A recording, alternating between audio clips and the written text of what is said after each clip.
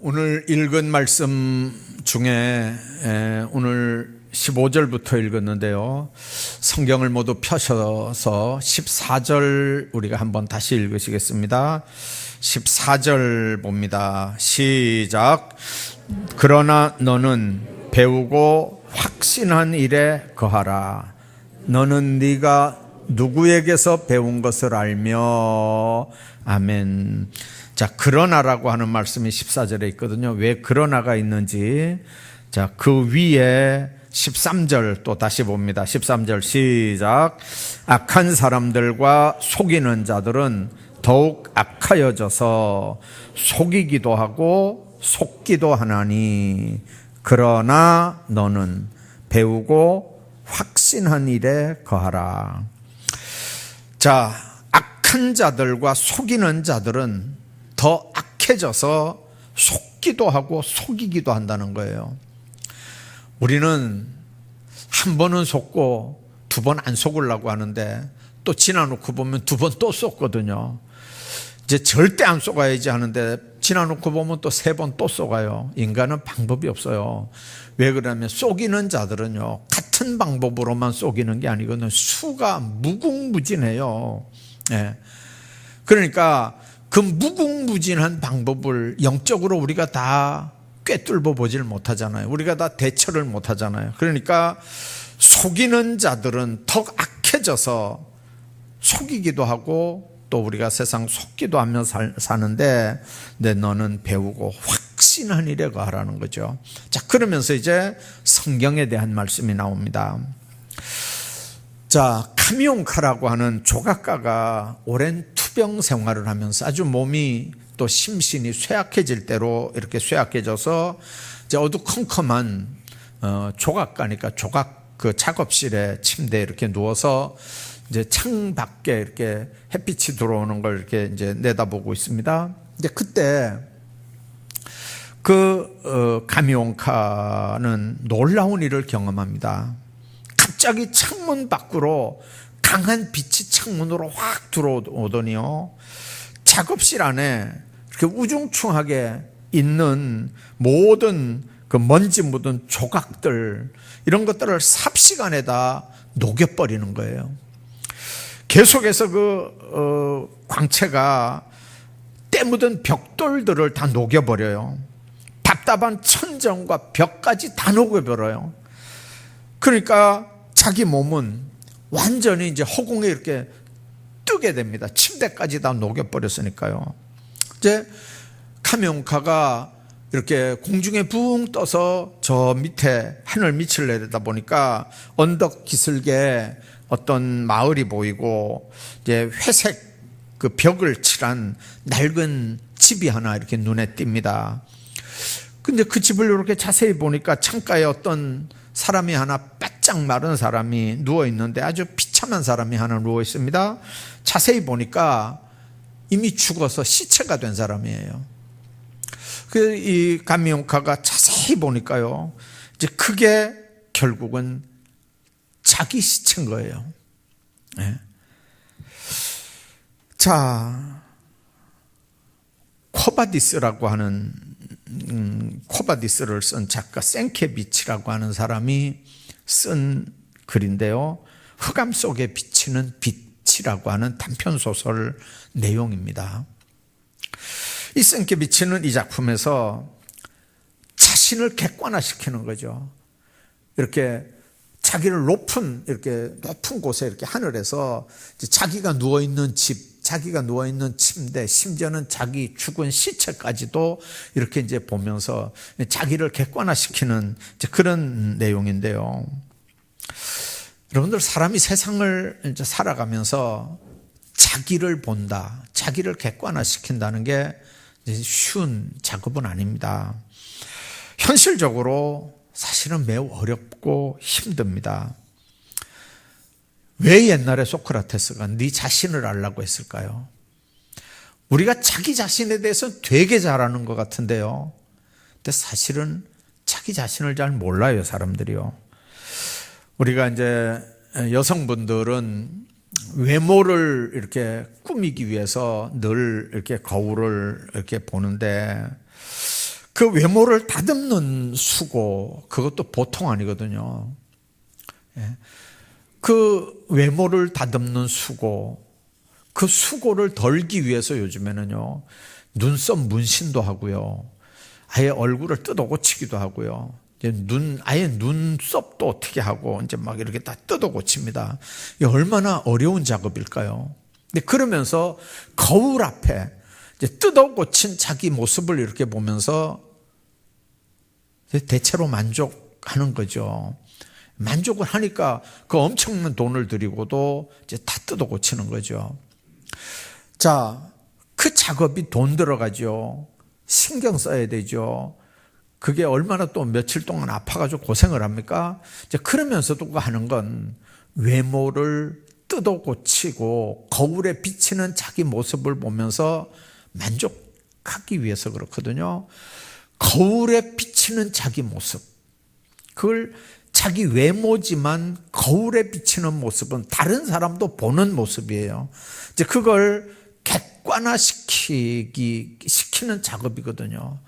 근데 그것도 힘든데, 우리 속 사람을 겉으로 끄집어내서 나도 나를 보고 다른 사람도 내 속 사람을 보게 할 수 있는 작업, 이건 얼마나 어려운 걸까요? 자, 육신의 외모는 거울을 보면 보이잖아요. 속에 무슨 장기는 MRI를 찍으면 보내잖아요. 이 영적인 내면의 나는 뭘로 들여다봐야 나를 똑바로 볼 수 있는 걸까요? 그리고 그렇게 보는 게 얼마나 정확하게 보는 걸까요? 자, 뭘로 봐야 되는 거죠? 뭘로 내 속사람을 이렇게 봐야 되는 거예요? 한번 여러분들이 고민을 좀 해보시기를 바랍니다. 사람들은 이 속사람을 객관화시키고, 그래서 내가 나를 보고 다른 사람이 나를 이렇게 볼 수 있게 하는 이 작업, 여기에 선한 양심이 요구되기도 하고 최고의 가치관이 적용돼야, 선한 양심과 최고의 가치관이 적용이 돼야 속에 있는 나를 볼 수 있다고 얘기하거든요.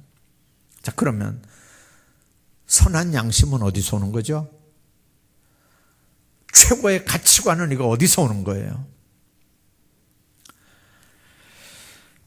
그래서 사람들은요, 자기 깐에는 자기를 객관화시킨다고 하지만 양심의 잣대가 문제가 있고 가치관의 잣대가 문제가 있기 때문에요, 자기 깐에는 자기를 똑바로 내놓는다고 하지만 세상 사람들이 볼 땐 그렇지 않거든요. 정치하는 사람들 한번 봐봐요. 요즘에는 참 이게 무서운 세상이라서요, 누가 어떤 문제에 이렇게 걸렸다 이렇게 하면 이 사람의 어록을 조사를 해요.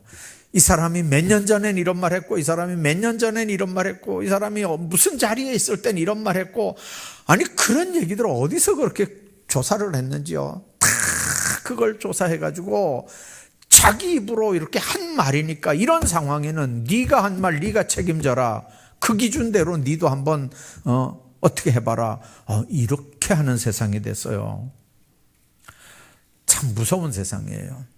아무튼 오늘 우리가 생각해야 되는 건 이 문제, 선한 양심, 최고의 가치관이 어디서 나오는 거고, 무엇이, 누가 그걸 선한 양심이다, 최고의 가치관이다 그렇게 인정해 주냐 말이에요.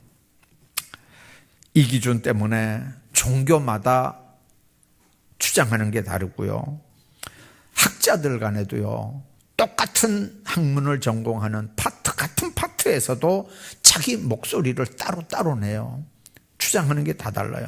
성경 한 구절을 해석하는 신학자들마다 학자들의 말도 해석도 다 달라요. 자, 그리고 자신들이 제시하는 영적 거울에다가 자신을 비춰보면 자신의 본질까지도 발견할 뿐만 아니라 그 가치관대로 우리 삶을 고쳐나가면 이 최선의 삶을 살 수 있다고 이제 큰 소리 치거든요. 그래서 우리 종교로 와라. 이제 이런 학문을 해라. 뭐 이렇게 이제 큰 소리 칩니다. 자, 그런데 그 가치관 가만히 얘기 들어보면요. 너무 허공을 이렇게 잡는 것 같아요. 너무 이렇게 바람을 잡는 것 같이 너무 추상적이고요. 애매모호하고요. 근데 오늘 본문에 있는 말씀 보면 성경 말씀 세상 철학처럼 그렇게 애매모호하게 철학적으로 이제 그렇게 얘기하질 않아요. 자, 성경은요, 이 세상은 무시하고 어떻게 하든지 죽으면 천국만 가면 된다. 절대 그렇게 얘기하지 않거든요. 이 세상 어떻게 살더라도 달콤한 환상만 얘기하고 현실 도피만 하는 이제 그런 가르침을 성경은 절대 얘기하지 않거든요. 성경에서 말하는 진리는요, 너무 구체적이에요. 성경에서 말하는 진리는 너무 실제적이고요. 인생 문제에 대해서는요, 죽어서 천국, 미래만 말하는 게 아니에요. 현실에서 현세적인 삶을 어떻게 충실하게 살아야 되는지에 대한 얘기도 구체적으로 말씀하는 게 성경이거든요. 그래서 성경을 제대로 이해하고 성경을 읽는 사람들은요, 그 말씀을 통해서 자신을 객관화시키고요, 말씀의 거울에 자기 속사람까지도 비추면서 인간다운 삶을 살아가는 거거든요. 하나님의 말씀, 성경에서 우리는 뭘 볼 수 있어야 될까요? 이 문제는 신앙생활 할 때만 필요한 건 아니에요. 우리 인생 전체에서 성경을 어떻게 보느냐, 이건 너무 큰 영향을 미치기 때문에요. 성서주일에 이 문제를 좀 생각하고 은혜를 받으려고 합니다. 여러분들 칼막스, 마르크스라고 하는 칼막스, 레닌, 이 사람들이 다 목사 아들들이라는 건 여러분들 아시죠? 우리 윤석열 대통령도 어렸을 때 목사가 되려고 그랬다며요. 그 사람들도 다 목사가 되려고 하면서 어린 시절들을 보냈던 사람들이에요. 그런데 여러분들 어떻게 공산주의자가 되는 걸까요? 한번 생각해 보세요. 자, 성경을 제대로 읽으면요, 성경을 제대로 읽으면 자기 자신이 죄인이라고 하는 걸 분명하게 발견하게 돼요. 땅 위의 모든 인생은 다 그리스도를 영접하기 전에는 죽을 수밖에 없는 비참한 죄인인 거라고 하는 걸 성경은 반복해서 강조하거든요. 나도 그 중에 하나일 수밖에 없다는 걸 성경을 읽으면 분명하게 알게 됩니다. 나는 나라고 거기 예외겠어요? 세상 사람들은 다 죄인이지만, 세상 사람들은 그 죄 때문에 다 죽지만, 세상 사람들은 그 죄 때문에 하나님과 다 원수로 살지만, 나는 예외야. 나는 예외야. 여러분들 그렇게 사는 사람들 있습니까?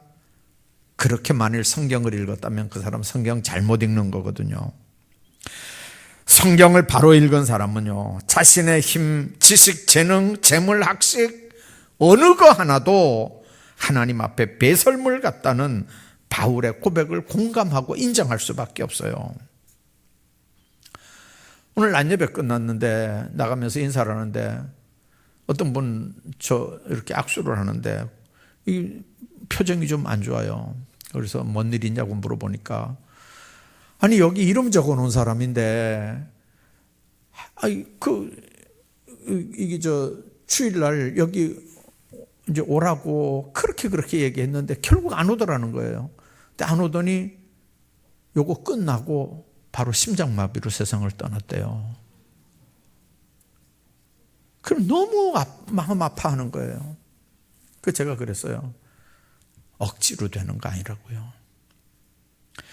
그 사람한테는요, 이게 마지막 기회였을 수 있다니까요. 우리 인생이 그런 거예요. 그렇게 이번 주간 안에 갈 줄 알았으면 지난 주일날 저기 왔죠. 이름까지 여기 다 있고 얼마나 그 사람 교회 끌고 오려고 얼마나 애를 먹었을 텐데. 우리가 주님이 주시는 생명 소유하기 위해서는요, 예수 그리스도의 십자가 보혈을 의지해야 된다고 하는 겸손한 삶을 살 수밖에 없어요. 생명이 내게 아닌 것도 알아지고요, 물질이 내 거 아닌 것도 알아지고요, 지혜도 내 거 아닌 게 알아져요. 저 어른들 계시는데 정말 죄송한데요, 제가 한 2, 3년 전부터 코로나 시작되면서부터 누구한테 전화를 해야 되는데 이름이 갑자기 생각이 안 나는 거예요. 김 하면서 얼굴은 이렇게 떠오르는데 이름이 생각이 안 나요. 이름이 생각이 안 나니까 여러분들 요람을 다 뒤져야 되는 거예요. 요람을. 옛날 같으면 이름만 딱 찾으면 전화번호가 금방 나왔는데 성은 알겠는데 이름이 생각이 안 나. 뺑뺑 도는 거예요. 아이고, 제가 옛날에 그 심리학 공부할 때 보니까요, 쥐를 가지고 이렇게 그 실험하는 걸 공부했거든요. 공부해 보니까 이 심리학 공부하는 사람들이 얼마나 무자비한지, 하얀 쥐 있잖아요, 실험용 쥐. 그 쥐를 모음 주사를 놔가지고 마취를 시켜놓고는요, 그 한 부분을, 그거를 뇌 기억하는 한 부분을 이렇게 망가뜨리는 거예요. 이렇게 핀셋으로 이렇게 찝어내는 거예요. 그래 놓고 잘 이렇게 이제 안 물려요. 근데 이놈들이요, 나중에 이제 잘 먹어요. 먹는 거 잘 먹고 다 하는데 뇌 한 부분이 망가지면요, 통로를 찾아가지 못하는 거예요. 기억을 못해요. 그런데 그 생각이 자꾸 나가지고, 야, 이게 기억이 안 난다는 말은 뭔 말이죠? 뇌의 한쪽 부분이 어떻게 된다는 거예요? 재생이 될까요? 그렇게 그냥 사는 거예요. 그냥 그렇게 사는 게 아니고 그 옆에 것까지 자꾸 죽을 수밖에 없잖아요. 나이 들면요. 예? 지금은 김아무개인데 이렇게 하다가 그때 시간 더 지나가면요, 김씨인지 이씨인지도 몰라요. 그렇게 하다가 우리 어머니 나이가 되니까요, 자주 안 보는 아들은요, 이게 아들인지 아저씨인지도 모르는 거예요. 이게 아들인지 아저씨인지도 잘 구분이 안 돼요. 여러분들, 대단한 존재 같지요, 내가? 아니에요. 말씀 앞에 나는 그렇게 대단한 존재가 아니라고요. 그런데도 내가 대단한 줄 알고 사는 사람은 어떻단 말이에요? 말씀 앞에 자기를 객관화시키지 않고 산다는 얘기예요. 세상에서 배운 지식이나 세상에서 배운 가치관이 절대 지식도 절대 가치관도 아니에요. 성경이 말하는 가치관, 성경이 말하는 가르침만 하나님 앞에 절대 불변이고 진리인 줄로 믿으시기를 바랍니다. 세상에 많은 과학자, 정치인들, 경제, 사업, 예술하는 사람들, 성경에서 다 놀라운 지혜를 얻습니다. 그리고 그 말씀에서 책망하는 하나님의 음성도 들어요. 우리가 하나님 앞에 바로 살지 못할 때 우리를 단련시키고 성장시키기 위해서 회초리로, 방망이로 책망하면서 깨닫게 하는 성령의 음성을, 하나님의 말씀에 자기를 객관화시키고 그 성령의 감동을 받는 사람만 그 하나님의 비밀을 알고 세상을 살아가는 거예요. 그 하나님의 말씀은 우리를 잘못된 하나님과의 관계, 잘못된 부부관계, 가족관계, 이웃관계를 분명하게 얘기합니다. 그래서 하나님과의 관계를 똑바로 함으로 가족들 관계도 똑바로 하게 만드는, 그래서 그 하나님의 말씀은 나를 객관화시킨 걸 발견할 수 있는 거울인 걸 여러분들 믿으시길 바랍니다. 자, 하나님의 말씀 앞에 우리가 서면 자신이 죄인인 걸 안다고 하지만 동시에 하나님을 발견할 수 있게 합니다. 진정한 신앙은요, 하나님에 대한 똑바른 지식에서부터 나옵니다. 어떤 하나님인지 아는 게 중요한데, 한마디로 하나님은 살아 역사하는 하나님이라고 우리가 말하잖아요. 살아 역사한다는 말, 그분은 우리 인생에 관한 모든 주권, 절대 주권을 가진 분이라는 거거든요. 그분이 우리를 죽이기도 하고 살리기도 하는 하나님입니다. 우리를 응부에 내리기도 하고 올리기도 하는 하나님입니다. 가난하게도 하고 부하게도 하는 하나님이고, 낮추기도 하고 높이기도 하는 하나님이거든요. 그래서 우리는 하나님을 인간의 생사화복을 주관한 하나님이라고 그렇게 얘기하는 거예요. 그 말 속에는 하나님의 그 손에 인간의 모든 문제가 달려있다는 의미입니다. 그래서 성경을 바로 읽는 사람들은 옛날 이야기의 옛날 이야기의 주인공 하나님이 아니라 우리 삶의 현장에서 지금도 살아 역사하시는 하나님이라고 하는 걸 발견하게 된 거거든요. 그분은 과거에 우리 잘못된 삶을 캐묻는 하나님이 아니고, 지금 나와 함께 하면서 과거의 모든 삶을 회개하게 하고 지금도 주님과 동행할 수 있게 하는 그런 하나님이거든요. 그렇기 때문에 하나님의 은혜가 뭔지 아는 거예요. 하나님의 사랑이 뭔지 아는 거예요. 그렇기 때문에 남들은 이해할 수 없는 평안이 있고, 남들은 느끼지 못하는 기쁨이 예수 안에서 사는 사람들에겐 있는 줄로 믿습니다. 그 속에 소망이 있고 그 속에 꿈이 있거든요.